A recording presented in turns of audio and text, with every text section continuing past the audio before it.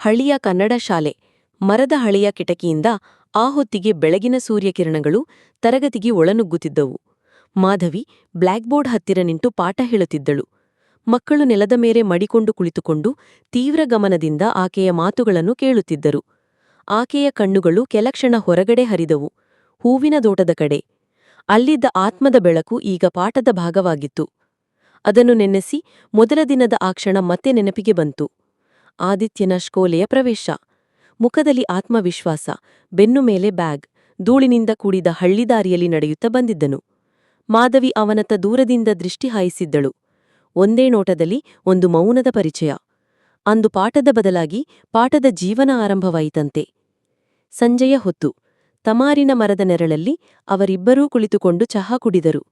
ಆಗ ಮಾತುಗಳಿಲ್ಲ, ಆದರೆ ನಗೆಯೊಳಗಿನ ನಂಟು ಅವರ ನಡುವೆ ಹರಿದಿತು. ಬದುಕು ಎಂದರೆ ಈ ಮೌನವೇ ಎಂಬ ಭಾವನೆ ಮೂಡಿದ ಕ್ಷಣ. ಮೌನ ಪಾಠ. ಮಾಧವಿ ಪ್ರಾರಂಭಿಸಿದ ಹೊಸ ಕಲಿಕೆಯ ವಿಧಾನ. ಪ್ರತಿದಿನ ಮಕ್ಕಳಿಗೆ 5 ನಿಮಿಷ ಮೌನ, ಮಾತಿಲ್ಲ, ಕಣ್ಣೆಳೆದೂ ಇಲ್ಲ. ಆಕೆ ಮತ್ತು ಆದಿತ್ಯ ಮಕ್ಕಳೊಂದಿಗೆ ಕುಳಿತುಕೊಳ್ಳುವರು. ಶಾಂತಿಯ ಪಾಠವನ್ನು ಬದುಕುತ್ತಲೇ ಕಲಿಸುತ್ತಿದ್ದರು. ಹಳೆಯ ಚಳಿಗಾಲದ ದಿನ. ಶಾಲೆಗೆ ರಾಜ್ಯದ ಶಿಕ್ಷಣ ಇಲಾಖೆಯಿಂದ ಪತ್ರ. ಮೌನ ಪಾಠ ಯೋಜನೆ ರಾಜ್ಯ ಪ್ರಶಸ್ತಿಗೆ ಆಯ್ಕೆಯಾಗಿತ್ತು. ಬೆಂಗಳೂರಿಗೆ ಆಹ್ವಾನ. ಮಾಧವಿ ಮೊದಲ ಬಾರಿಗೆ ವೇದಿಕೆಗೆ ಏರಿದಳು. ಅವಳು ನಗುತ್ತಾ ಮಾತನಾಡಿದಳು. ಪಾಠ ಮಂದ ಮೌನದಿಂದಲೇ ಆರಂಭವಾಯಿತು. ಮಾತಿಲ್ಲದ ಕಲಿಕೆ ನಮ್ಮೆಲ್ಲರದ್ದು. ಹಂಚಿದ ಸಂತೋಷದ ಕೆಲವು ದಿನಗಳ ಬಳಿಕ ಮಾಧವಿ ಮೌನವಾಗುತ್ತಿದ್ದಳು. ಆದಿತ್ಯ ಅಲಕ್ಷ್ಯ ಮಾಡಿರಲಿಲ್ಲ. ಆಕೆ ತೀವ್ರವಾಗಿ ಅಸ್ವಸ್ಥಳಾಗಿದ್ದಳು. ಚಿಕಿತ್ಸೆ ಆರಂಭವಾಯಿತು. ಆದಿತ್ಯ ಶಾಲೆ ಮುಗಿಸಿಕೊಂಡು ಆಕೆಯ ಪಕ್ಕದಲ್ಲಿಯೇ ಬಾಧ್ಯತೆಯಿಂದ ಇರುತ್ತಿದ್ದನು.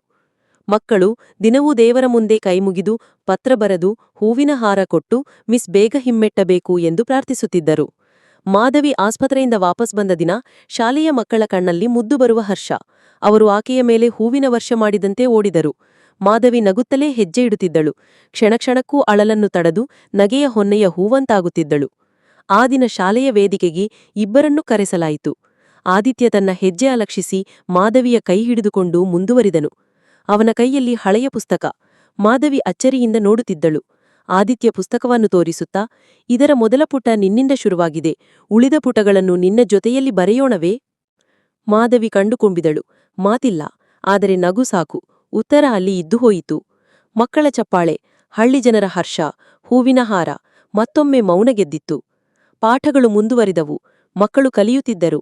ಆದಿತ್ಯ ಮತ್ತು ಮಾಧವಿ ಶಿಕ್ಷಕರಾಗಿ, ಜೊತೆಯಾತಿಗಳಾಗಿ, ಪ್ರೀತಿಯ ಪಾಠಗಾರರಾಗಿ ತಮ್ಮ ಬದುಕನ್ನು ಮಕ್ಕಳೊಂದಿಗೆ ಹಂಚಿಕೊಳ್ಳುತ್ತಿದ್ದರು. ಅಂದು ಶಾಲೆಯ ವಾರ್ಷಿಕೋತ್ಸವ. ಮಕ್ಕಳು ಹಾಡು, ನಾಟಕ, ಚಿತ್ರಕಲೆಯಿಂದ ವೇದಿಕೆಯನ್ನು ತುಂಬಿಸಿದ್ದರು. ಅವರಿಬ್ಬರಿಗೂ ಸಮಾರಂಭದ ಕೊನೆಗೆ ಪ್ರೀತಿಯ ಆಮಂತ್ರಣ. ಅವರು ಕೈಹಿಡಿದು ವೇದಿಕೆಗೆ ಬಂದರು. ಮಕ್ಕಳ ಚಪ್ಪಾಳೆ, ನಗೆಯೊಳಗಿನ ನಂಟು.